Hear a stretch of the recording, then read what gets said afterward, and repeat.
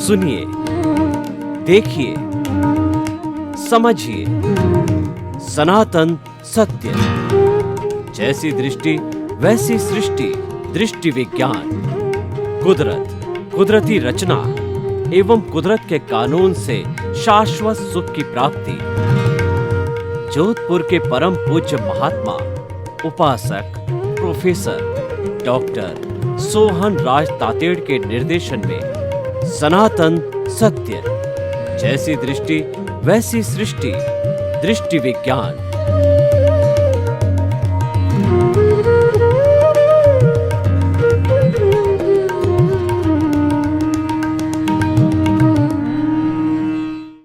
भाइयों और बहनों, मातृशक्ति को नमन। आज का हमारा बहुत सुंदर विषय है, हे गे और उपादेय। इस दुनिया में क्या छोड़ने योग्य है और क्या ग्रहण करने योग्य है, इसको जानने के लिए हे गे उपादेय का सहारा लिया जाता है। गे का अर्थ होता है संसार में अच्छी चीज है, बुरी चीज है, उन सब की जानकारी करनी चाहिए, क्योंकि जानकारी किए बिना हम कैसे ये तुलना कर सकते हैं ये अच्छा है या बुरा है, ये ग्रहण करने योग्य है, ये छोड़ने के योग्य है। तो अच्छाई बुराई सभी को जानना चाहिए।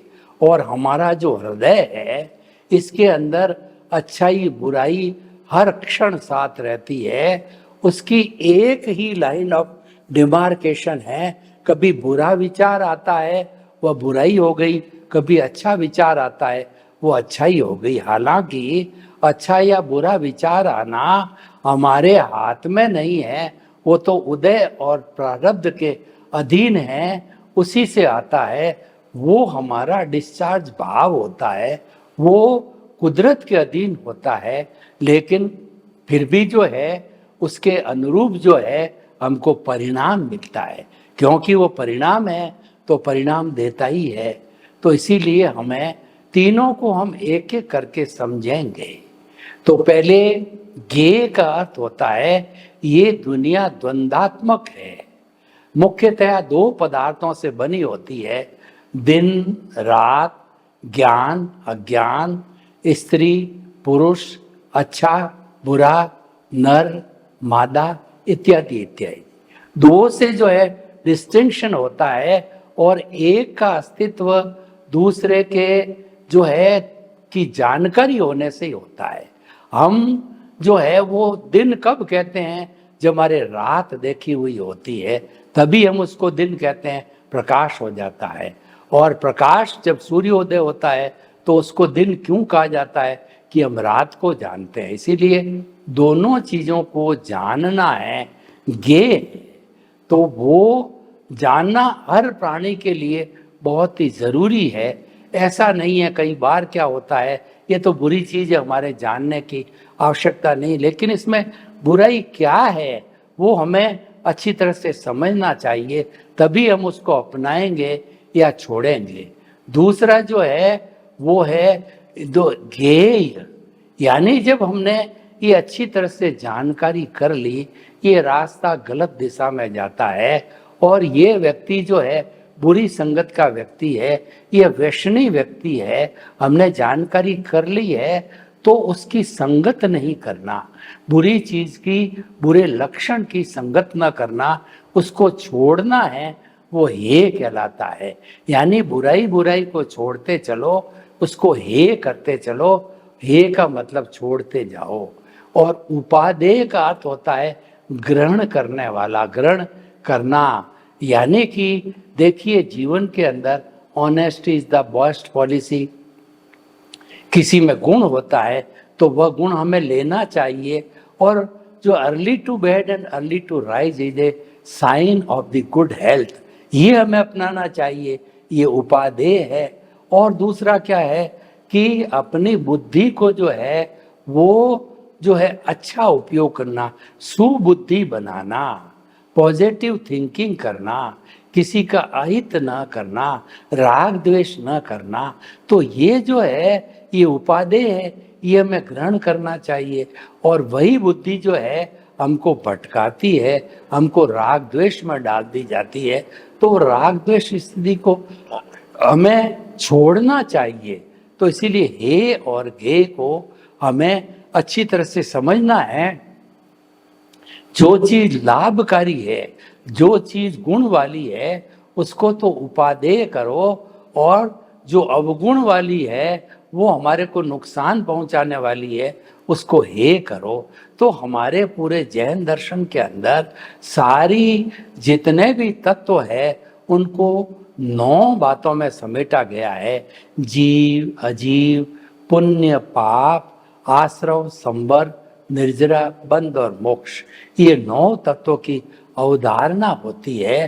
तो इन 9 तत्वों में से कौन कौन से हे है और कौन कौन से उपादेय है, यानी हमारी आत्मा की रक्षा करने वाले कौन कौन से तत्व है, और 6 द्रव्य भी होते हैं। वो 6 द्रव्य के अंदर जो होता है हमारा जो है जीवास्तिक, पहले जीव, अजीव, और उसके बाद मोशन, रेस्ट, टाइम और स्पेस, ये परमानेंट द्रव्य होता है। और यही जो है प्रकृति को जो है वो बनाने वाले होते हैं। और उसके बाद के अंदर ये हमारी 4 गति भी होती है, नरक गति, तिर्यंच गति, मनुष्य गति और देव गति। 4 गति में से 2 गति जो है वो हे है, वो नरक गति और तिर्यंच गति, और उपादेय है मनुष्य गति और देव गति। और सबसे सुंदर गति होती है मोक्ष की, जो कि समस्त दुखों से छुटकारा पाकर के शाश्वत सुख को प्राप्त करना, ये जो है मोक्ष की स्थिति कहलाती है, सिद्ध शिला की स्थिति कहलाती है, ईश्वर बनने की स्थिति कहलाती है। तो भाइयों और बहनों, हम आपको ये बताना चाहते हैं कि जो 9 तत्व के ऊपर हम चलते हैं, तो सबसे पहले जीव, जीव का अर्थ है चेतना। उपयोग लक्षणों जीव, जिसके अंदर जिसकी परिभाषा उपयोग की होती है। उपयोग का मतलब ज्ञान दर्शन वाला, जो ज्ञान दर्शन वाला है और जो फीलिंग्स करता है, सुख दुख की अनुभूति करता है, ग्रोथ करता है, प्रजनन करता है, ऐसा जीव कहलाता है। और ये जीव जो है ये और गे दोनों होता है, यानी जो बद्ध आत्मा होती है, बुरे काम करने वाली आत्मा, पापकारी वृत्ति वाली आत्मा ये होती है, और संबर वृत्ति वाली, अच्छा चिंतन करने वाली, हमको अच्छे रास्ते ले जाने वाली आत्मा उपादेय होती है। और असंख्य चेतनामय परमाणुओं के पिंड को चेतना कहा जाता है। जितने भी जीवित प्राणी हैं वे सब चेतन प्राणी कहलाते हैं, वही सुख दुख की अनुभूति करते हैं। और उसी के ऊपर ही कर्म है, पुनर्जन्म है, अहिंसा है, ये सिद्धांत लागू होते हैं। अगर जीव न हो और अहिंसा न हो तो हमारा अध्यात्म जीरो है, क्योंकि सभी जो अध्यात्म पूरा धर्म दर्शन बनते हैं उसके केंद्र में जीव है, उसके केंद्र में आत्मा है। जैसे कि चारवाक महोदय है, वो आत्मा में विश्वास नहीं करते। वो तो ये कहते हैं जैसे शराब बनाई जाती है जिसके अंदर गेहूं है, गुड़ है और भी कुछ पदार्थ डाल करके उनको 15-20 दिन महीने भर सड़ाया जाता है, तो सड़ाया जाने पर जो शराब बनती है उसमें वो मादकता ऑटोमेटिकली आ जाती है।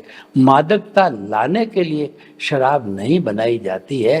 तो वो मादकता को वो कहते हैं कि ये चेतना है जो ऑटोमेटिक जो है पंचभूतों से पंचभूत पृथ्वी जल अग्नि वायु और आकाश मिलते हैं तब उसमें से पैदा होती है। न ये आगे है न ये पीछे है, इसीलिए ये जन्म है वही जन्म है। तो वो न तो पुनर्जन्म में विश्वास करते हैं, न कर्म में विश्वास करते हैं, न ईश्वर में विश्वास करते हैं, न आत्मवाद में विश्वास करते हैं। वो तो मात्र eat drink and be merry, भौतिकता में विश्वास करते हैं। खाओ पियो मौज मजा मस्ती करो, यही होता है। तो जीव हो गया। दूसरा तत्व जो है जिससे संसार है 2 चीजों से बना है। दूसरा है अजीव। अजीव का अर्थ मतलब ये गुलन मिलन धर्मा होता है, टूटता है, जो है जुड़ता है, इसमें पर्याय होता है। पर्याय का अर्थ होता है इसके अंदर जो है वो उत्पाद होता है, व्यय होता है और बदलता रहता है। आज सोना है, कल वो जाके मिट्टी बनेगा, परसों चांदी बनेगा, फिर अभ्रक बनेगा, बोर्डल बनेगा और प्लेटिनम बनेगा, आदि आदि। वो टूटता रहता है, जुड़ता रहता है, उसके अंदर फ्यूजन होता है, उसके अंदर कॉम्बिनेशन होता है, वर्ण गंध रस स्पर्श होता है और गलन मिलन होता है, क्योंकि वो बदलता रहता है, इसीलिए वो संसार कहा जाता है। लेकिन शुद्ध आत्मा परमात्मा स्वरूप है, वो कभी बदलता नहीं है। ये बात अलग है, जो बद्ध आत्मा है तो उसके अंदर जो अज्ञान है वो भी जड़ है, उसकी उपस्थिति कारण से बद्ध आत्मा जो है कभी सुख में जाती है, कभी दुख में जाती है, बदलाव आता रहता है। तो जो है जड़ है वो हे है। हे क्यों है? कि हमारी आत्मा के साथ में अनादि अनंत काल से जो कार्बन शरीर है वो चतुस्पर्शी रूप के अंदर जुड़ा हुआ है और वही अज्ञान है, उसको अलग करना ही हमारा लक्ष्य है। उसको अलग करने के लिए हमें सम्यक ज्ञान, सम्यक दर्शन रूपी विज्ञान की एप्लीकेशन करनी पड़ती है। उसकी एप्लीकेशन करने से जो है ये हमारा अज्ञान इरेज होता रहता है और ज्ञान दर्शन का डेवलपमेंट बढ़ता रहता है। जब इरेज होते होते 100% इरेज हो जाता है तो सम्यक ज्ञान, सम्यक दर्शन का डेवलपमेंट 100% 360 डिग्री यानी केवल दर्शन हो जाता है। तो जीव हमारे लिए हमेशा यही है, उसको छोड़ना है। तो जीव अजीव पुण्य, पुण्य और पाप है, ये दोनों जो है हमारी आत्मा के साथ में आने वाले आश्रव है, कर्म है। और वो कर्म पर कोड चढ़ता है तो कर्म बनने भाव कर्म बनता है, और भाव करने के बाद जब वो उदय में आता है तो सुख और दुख की अनुभूति देता है। जैसा जैसा उसका जो है बंध होता है, प्रकृति स्थिति प्रदेश अनुभाग होता है, उसी के अनुसार हमको परिणाम देता है। तो जो वो हमारा जो है वो शुभ शुभ जो हमको जो शुभ कर्म है, जो अच्छा देने वाले हैं, वो पुण्य कर्म कहलाते हैं, वो हमको अच्छे रिजल्ट देते हैं। और अशुभ कर्म होते हैं, हमको दुख देते हैं, कष्ट देते हैं। तो पुण्य और पाप है, ये दोनों कर्म हैं या आश्रव रूपी नाले से भीतर आने वाला शुद्ध या गंदा पानी है। जो नाला होता है किसी भी टंकी में या जो है तालाब के अंदर, आश्रव कहलाता है। इन 9 तत्वों को समझने के लिए मैं एक रूपक बताता हूँ कि एक पूरा जो है तालाब है, उस तालाब के अंदर जो है पानी भरा हुआ है और आने के लिए जो है उसके जो कहना चाहिए पूरा बेसमेंट बनाया जाता है और उसमें एक नाला लगाया जाता है जिससे पानी आता है। जो नाला है वो हमारा आश्रव है और उसके अंदर जो आने वाला पानी यानी कर्म है वो जब पक जाते हैं तो पुण्य और पाप देते हैं।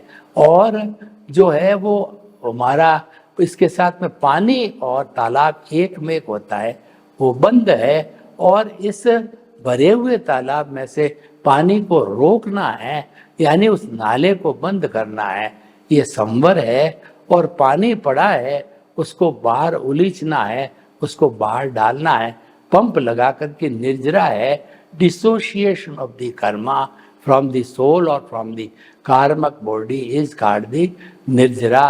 वो निर्जरा होती है। और जब समस्त जो है कर्मों से जो है वो उऋण हो जाता, हमारी आत्मा शुद्ध होता है, यानी ये मन वचन काया रूपी जो पुतला अज्ञान है, ये जड़ है, ये पूरा हट जाता है तो वह आत्मा तो शुद्ध अवस्था में ही है। वो अभी बद्ध अवस्था क्यों है कि मन वचन काया ने रोके रखा है, और वो बद्ध होने का कारण ही ये हमारे कर्म होते हैं। तो पुण्य पाप और आश्रव है, कर्मों के आने का जो द्वार है वो आश्रव है, वो सारा पाप और पुण्य लाता है, उसको रोकना बहुत जरूरी है। उस जो है नाले को हम सीमेंटेड कर देते हैं, रोक देते हैं, यानी पापकारी वृत्ति को भीतर आने को हम एंट्री नहीं देते हैं, तो वह संवर कहलाता है। और उसके बाद में जो पानी तालाब में पड़ा है वो पंप निकाल करके हम बाहर डाल दे, पंप आउट कर देते हैं और संपूर्ण कर देते हैं। तो वो जो पंप आउट होता है वो निर्जरा है। और संपूर्ण पानी का अलग हो जाना, एक भी बूंद पानी तालाब में न रहे, वो संपूर्ण निर्जरा, वो मोक्ष की स्थिति कहलाती। यानी कि जो पूरा तालाब है, जो कि एकदम साफ अवस्था में है, वह जो है हमारी मोक्ष की स्थिति होती है। यानी बिना कर्मों वाली आत्मा शुद्ध आत्मा कहलाती है।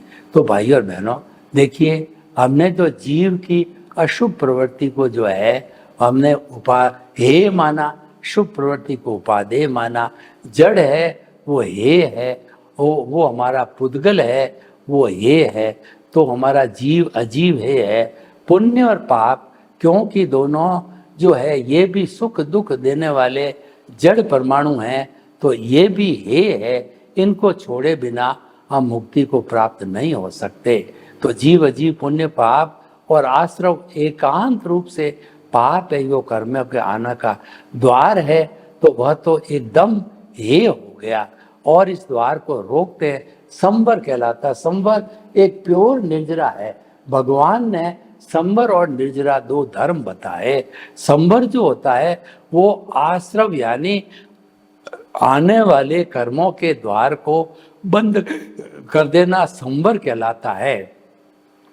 और निर्जरा होती है dissociation of the karma from the karmic body, from the soul, निर्जरा कहलाती है। और जो बंद होता है, इसका मतलब इससे हमारे पानी का जो है तालाब के साथ में एक मेक एकीकरण होता, एक ही भाव होना, और मोक्ष खाली तालाब।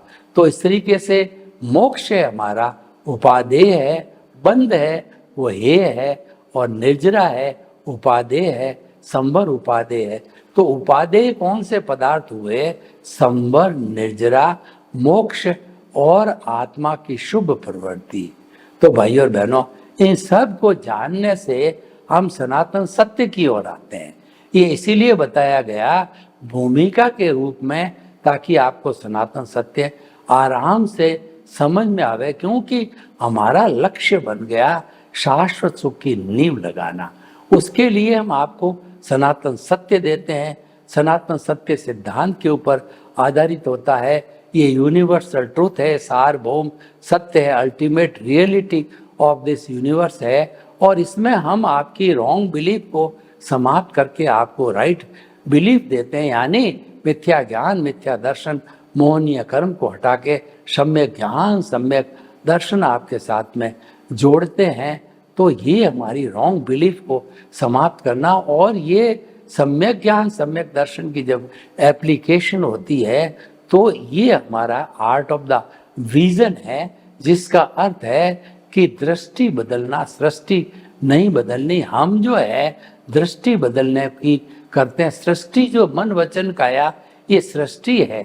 मन वचन काया को शुद्ध करने का, इसको तपस्या कराने का, साधुपन लेने का, और भी अन्य अन्य धार्मिक क्रियाएं हम इनसे कराते हैं। तो ये है वो हमारे शुभ भाव है, और शुभ भाव से हमको सद्गति मिलती है। अच्छा है, बुरा नहीं है, परंतु अगर हम और उच्च साधना करना चाहें, इस मानव जीवन जो दुर्लभतम जीवन है, इसका जो है हम और उपयोग करना चाहें, तो हमें आर्ट ऑफ द विजन को पकड़ना चाहिए।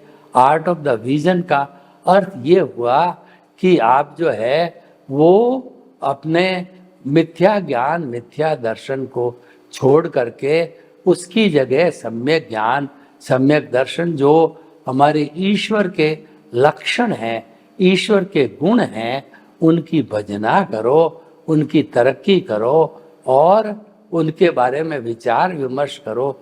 हरि अनंत, हरि कथा आनंद, यानी कि जो है हमारे भीतर जो प्रभु विराजमान है, उसकी कथा करते रहो, उसके गुणों की भजना करते रहो। तो भजना करते करते जो है ईश्वर तो शुद्ध अवस्था में है, लेकिन उसके करने का अर्थ ये हुआ कि इधर तो सम्यक ज्ञान, सम्यक दर्शन का आर्ट ऑफ द विजन के अंदर जो है वो डेवलपमेंट होगा। और उसके डेवलपमेंट का जो क्रिया पक्ष है वो ये है कि हमारा जितना भी जो है वो अज्ञान है, वो धीरे धीरे वाश होता रहेगा, वह धीरे धीरे इरेज होता रहेगा। और हम सतत जागृति रखेंगे तो वह सारा अज्ञान 100% इरेज होकर के और हमारी आत्मा सिद्ध बुद्ध और मुक्त बनती है केवल दर्शन को प्राप्त करके, नेक्स्ट बर्थ में भुगतान के रूप में केवल ज्ञान को प्राप्त करके। तो भाइयों और बहनों, जो आज का हमारा विषय जो है वो हे गे उपादेय का है, उसको हमने 9 तत्वों के माध्यम से समझने की कोशिश की और उसके अंदर हे और उपादेय को अच्छी तरह से समझा। जब तक हमें हे गे और उपादेय का नॉलेज नहीं होगा तब हम किस तरीके से चयन करेंगे। हमारे डे टू डे के अंदर विचारों में जो बात आती है उसमें आप तुरंत जो है डिस्टिंक्शन कर लोगे कि हे है या उपादेय सुंदरी खड़ी है और आपके उसके मन के अंदर कुछ विचार बुरे हो गए तो आप तो ज्ञान प्राप्त हो, आपकी प्रज्ञा जागृत है, वो आपका कान पकड़ करके आपको केंद्र में लाएगी। तुम कहाँ भटक रहे हो, ये तुम्हारे किसी के प्रति बुरे भाव नहीं लाने, आपने मिच्छा में दुक्कड़म कहे और आप केंद्र के अंदर आ गए। तो केंद्र में उपस्थित होने से जो हमारा जो जड़ पदार्थ है, नहीं हमारी जो जड़ है, रूट है, वो है जो निमित्त भाव कहलाता है। वो रूट को पाना पहले जरूरी है। अध्यात्म की पहली सीढ़ी पर पांव रखना चाहते हो तो आपको जो है जो अनुभवी ज्ञानी पुरुष मिलेगा, तब वो आपका अनंतानुबंधी कषाय को भस्मीभूत करेगा।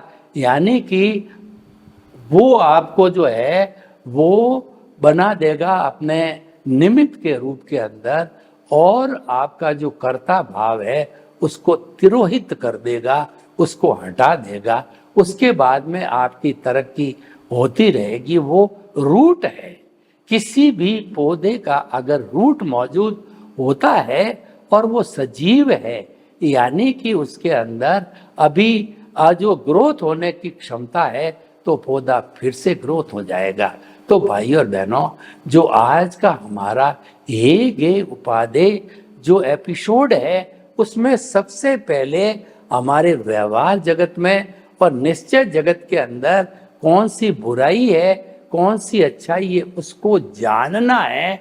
वो गे है। और जानने के बाद में अगर हम तरक्की करना चाहते हैं, अगर हम शाश्वत सुख को प्राप्त करना चाहते हैं या हम अच्छे इंसान बनना चाहते हैं, तो बुराई को छोड़ते जाइए। वो छोड़ते जाना हे कहलाता है और अच्छाई को पकड़ते जाना वो उपादेय कहलाता है। जब आपने उपादेय को ग्रहण किया और हे को छोड़ दिया, जैसे कि जो हंस होता है वो दूध मिश्रित पानी को पानी छोड़ देता है, दूध को ग्रहण कर देता है। क्षीर नीर विवेक को हम हे गे और उपादेय कहते हैं। लेकिन हमें चाहे बुरी चीज है अच्छी चीज है, दोनों को जानना बहुत जरूरी है। वह गे कहलाता है। तो हे गे उपादेय को हम ग्रहण करके और जो अच्छाई की तरफ बढ़ते जाएंगे और बुराई की तरफ से हमारा मुंह मोड़ लेंगे, तो जब हमारी ये दिशा बन जाएगी तो हम आगे से आगे तरक्की करते हुए चले जाएंगे और ये हमारी तरक्की हमें आगे जो है शाश्वत सुख की तरफ ले जा सकती है। तो इसीलिए हम आपको इस एपिसोड के माध्यम से ये बताना चाहेंगे कि आप गे पता करके फिर हे को छोड़िए और उपादेय को जो है ग्रहण कर लीजिए, तो क्षीर नीर का विवेक हो जाएगा और आप एक अच्छे इंसान बनोगे, सुखी इंसान बनोगे और आपके प्रति मंगल भावना सर्वे भवन्तु सुखिनः सर्वे सन्तु निरामया, लोग के जीवों को सुख मिले, शांति मिले, आनंद मिले, प्रेम मिले, सौहार्द मिले और हम सब गे और उपादेय और हे को जान करके अपने जीवन को धन्य बनावे। आपके प्रति मंगल भाव।